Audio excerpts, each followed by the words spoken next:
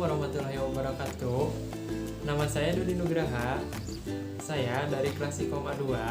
Di sini saya akan mempresentasikan tentang aspek lobby.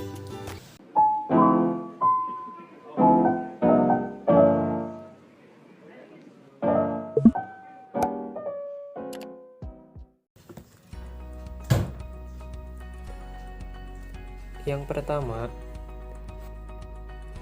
pengertian lobby.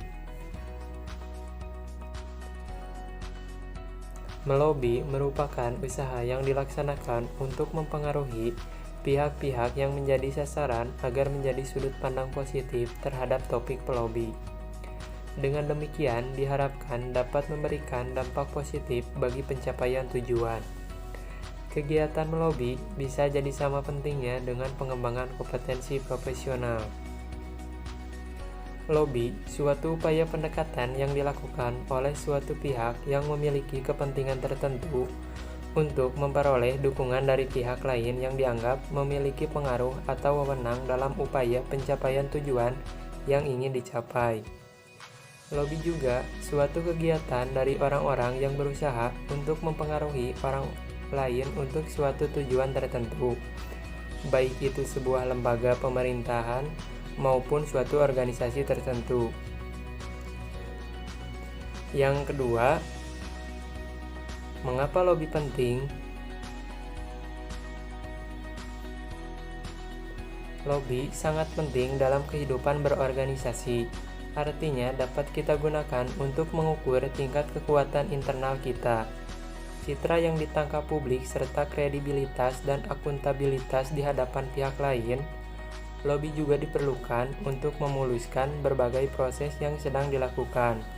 Atau, kenapa lobby penting dilakukan? Agar pihak yang berdebat bisa lebih saling memahami, dapat diperkirakan perbedaan di antara mereka, dapat dikurangi dan melalui perundingan mungkin dapat dicapai persetujuan. Yang ketiga, teknik lobby. Yang ke-1, menganalisis iklim. Yang kedua, menentukan lawan dan kawan. Yang ketiga, mengidentifikasi kelompok kecil yang akan menentukan iklim opini. Yang keempat, membentuk koalisi. Yang kelima, menetapkan tujuan. Yang keenam, menganalisis dan mendefinisikan penyebab kasus. Yang ketujuh, menganalisis berbagai macam segmen halayak. Yang kedelapan, memperhitungkan media. Yang kesembilan, mengembangkan kasus. Yang kesepuluh, menjaga fleksibilitas. Yang keempat, keuntungan lobby.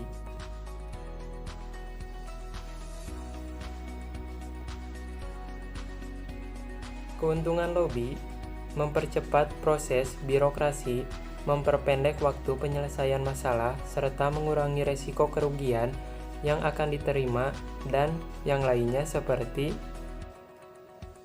mempengaruhi pengambilan keputusan agar keputusannya tidak merugikan para pelobi dari organisasi atau lembaga bisnis.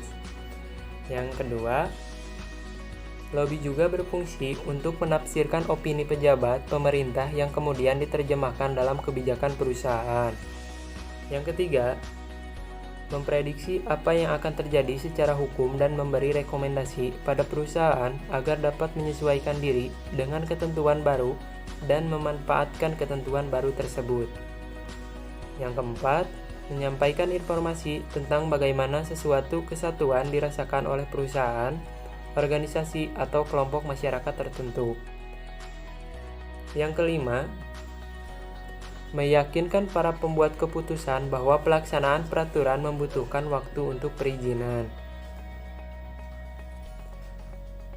Yang kelima, hal yang harus disiapkan saat melobi. Yang pertama, menguasai masalah yang dibicarakan. Yang kedua, mulai berbicara bila situasi telah memungkinkan. Yang ketiga, mengarahkan dengan tepat agar dapat memancing perhatian. Yang keempat, yang berbicaralah harus jelas dan jangan terlalu cepat mengatur volume suara. Yang kelima, memperhatikan sikap, pandangan mata, dan gerak-gerik yang membantu. Yang selanjutnya, sopan, saling menghormati dan menyiratkan rasa persaudaraan. Yang keenam, cara melobi.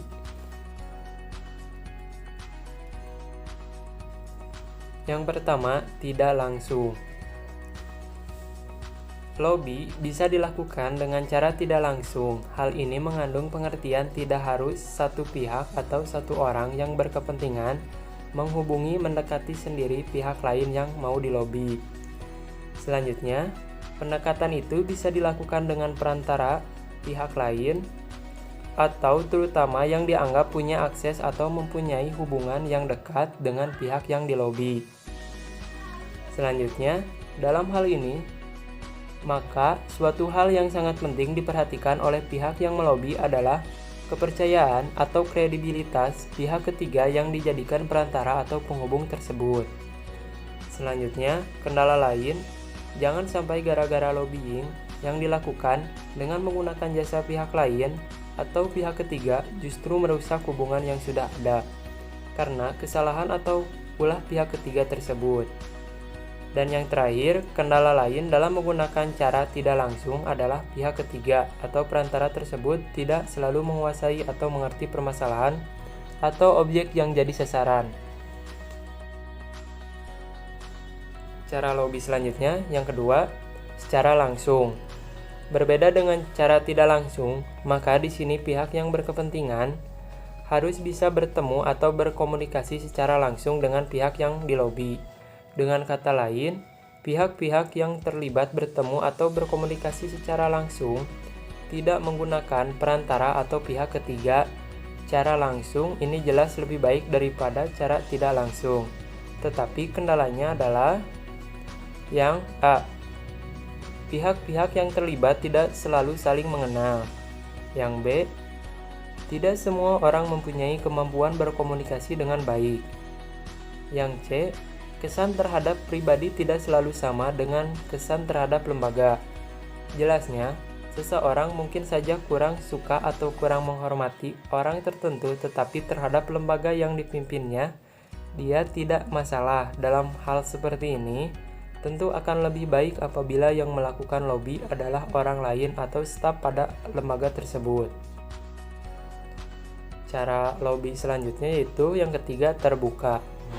Yang pertama, yang dimaksud dengan cara terbuka adalah lobby yang dilakukan tanpa ketentuan untuk diketahui orang lain. Lobby yang dilakukan secara terbuka memang tidak harus berarti dengan sengaja diekspos atau diberitahukan kepada halayak, tetapi kalaupun diketahui masyarakat bukan merupakan masalah. Yang selanjutnya, lobby dengan cara terbuka ini biasanya dilakukan oleh kelompok, misalnya pendekatan yang dilakukan oleh OPP atau partai politik tertentu pada salah satu organisasi massa atau sebaliknya, dan antara suatu ormas pada ormas yang lain. Cara lobby yang terakhir, yang keempat, yaitu tertutup. Yang dimaksud lobby dengan cara tertutup adalah lobby yang dilakukan secara diam-diam agar tidak diketahui oleh pihak lain apalagi masyarakat. Yang selanjutnya, lobby dengan cara ini biasanya bersifat perorangan, yaitu yang dilakukan secara pribadi atau oleh seseorang pada orang tertentu. Lobby cara ini dilakukan karena apabila sampai diketahui oleh pihak lain, maka bisa berakibat negatif atau merugikan pihak yang melakukan lobby tersebut maupun pihak yang dilobi.